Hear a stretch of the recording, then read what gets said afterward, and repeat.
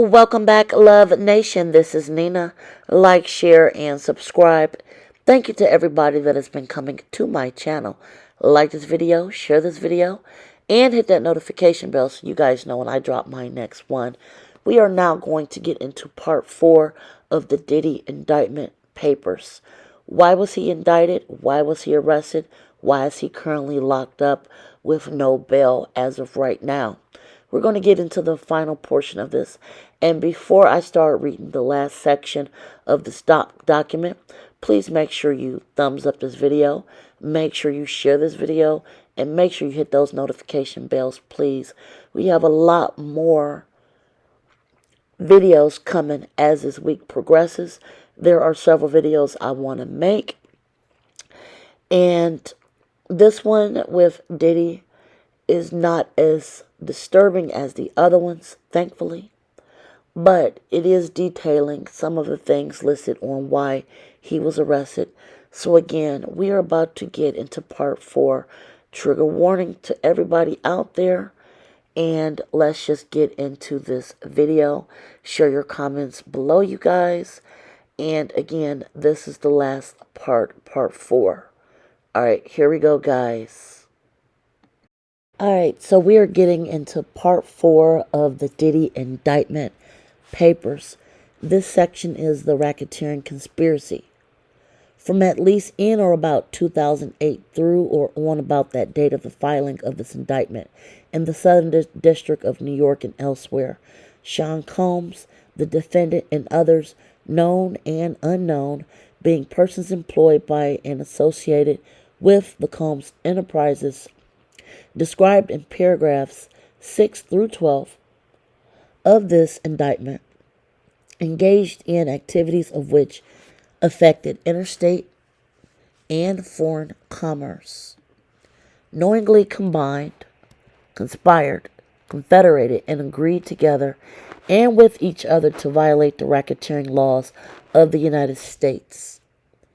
That is, to conduct and participate directly and indirectly in the conduct of the affairs of the Combs enterprise through a pattern of racketeering activity, as that term is defined in Title 18 of United States Code, and consisting of multiple acts involving kidnapping, chargeable under the following provisions of state law, which is spelled out in this penal code, multiple acts involving arson, chargeable under the following provisions of state law, California Penal Code, they are listed. Multiple acts involving bribery, chargeable under the following provisions of state law, California Penal Code, as listed. Multiple acts indictable under Title 18, as listed. Multiple acts indictable under Title 18 for relating to forced labor, also relating to traffic. Also, multiple acts involving relating to transportation and inducement to travel for purposes of selling people and other illegal adult activity. Multiple offenses involving the possession with intent to distribute or distribution of narcotics and controlled substances, including listed pharmaceuticals. It is a part of that conspiracy that Sean Combs, the defendant, agreed that a conspirator would commit at least 2 acts of racketeering activity in the conduct of the affairs of the Combs enterprise. Next section, notice of special sentencing factor. From at least in or about 2009 up to and including in or about 2018 in the Southern District of New York and elsewhere, as part of his agreement to conduct and participate in the conduct of the affairs of Combs enterprises through a pattern of racketeering activity. Sean Combs, the defendant, agreed to in and affecting interstate foreign commerce, knowingly recruited, enticed, harbored, transported, provided, obtained, advertised, maintained, patronized, and solicited by any means a person, and in reckless disregard of the fact that means of force, threat of force, fraud, coercion, as described in Title 18 of the United States Code, and any combination of which means would be used to cause a person to engage in commercial acts in violation of Title 18 U.S. Code. Count 2, adult trafficking by force, fraud, or coercion. Victim 1. The grand jury further charges from at in or about 2009, up to and including in or about 2018. In the Southern District of New York, Sean Combs, the defendant, in and affecting interstate and foreign commerce, knowingly recruited, enticed, harbored, transported, provided, obtained, advertised, maintained, patronized, and solicited by any means a person, knowing and in reckless disregard of the fact that means of force, threats of force, fraud, and coercion as described in Title 18 United States Code, and any combination of such means, which be used to cause the person to engage in commercial acts, attempted, aided, abetted, and willfully cause the same to Combs recruited, enticed, harbored, transported, and maintained a person, victim 1, and attempted, aided, and abetted, willfully caused victim 1 to engage in commercial acts, knowing and in reckless disregard of the fact that victim 1 was engaging in commercial acts as a result of force, fraud, and coercion, as spelled out in the U.S. codes listed right here. Count 3, transportation to engage in selling adults. The grand jury further charges from at least in or about 2009 up to and including in or about 2024.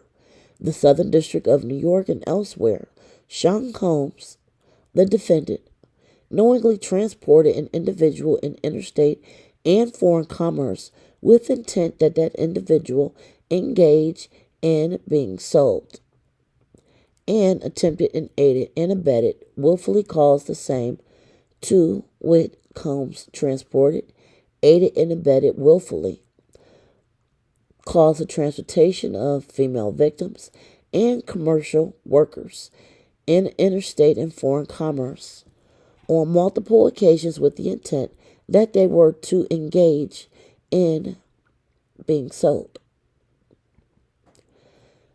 The next section, forfeiture allegations.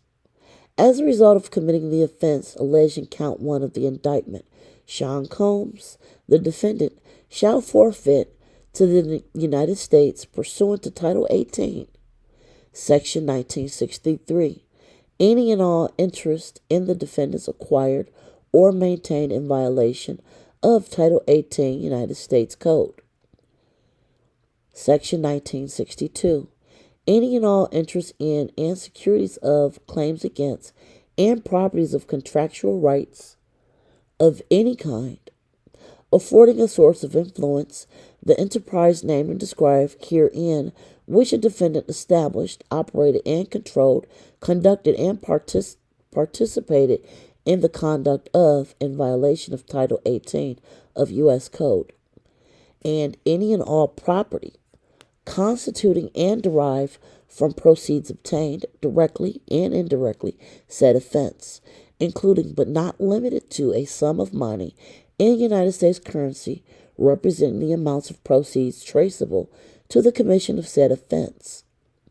As a result of committing the offense alleged in count 2 of this indictment, Sean Combs, the defendant, shall forfeit to the U.S. pursuant to Title 18 any and all property, real and personal, involved in, used, or intended to be used to commit or to facilitate the commission of said offense, and any all property traceable to such property, any all property, real and personal, constituting or deriving from proceeds obtained directly or indirectly as a result of said offense, including but not limited to a sum of money in the United States currency representing the amount of property involved in said offense, and proceeds traceable to the commission of said offense. As a result of committing the offense alleged in count 3 of this indictment, Sean Combs, the defendant, shall forfeit to the United States, pursuant to Title 18, Section 2428, any and all property, real and personal, constituting or derived from proceeds obtained directly or indirectly as a result of said offense, and any and all property, real or personal, that was used or intended to be used to commit, facilitate, or commission of said offense. Title U.S. Section Code 98181C. Title 28. And all property, real and personal, that constitutes or is derived from proceeds traceable to commission of said offense, including but not limited to a sum of money in United States currency representing the amount of proceeds traceable to the commission of said offense. Substitute provision. If any of the above described forfeitable property as a result of any act or omission of the defendant cannot be located upon the exercise of due diligence, have been transferred or sold to or deposited with a third person.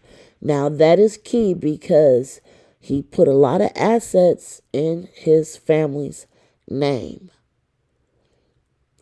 C, has been placed beyond the jurisdiction of the court. I guess that means if it's overseas or in a non-traceable country.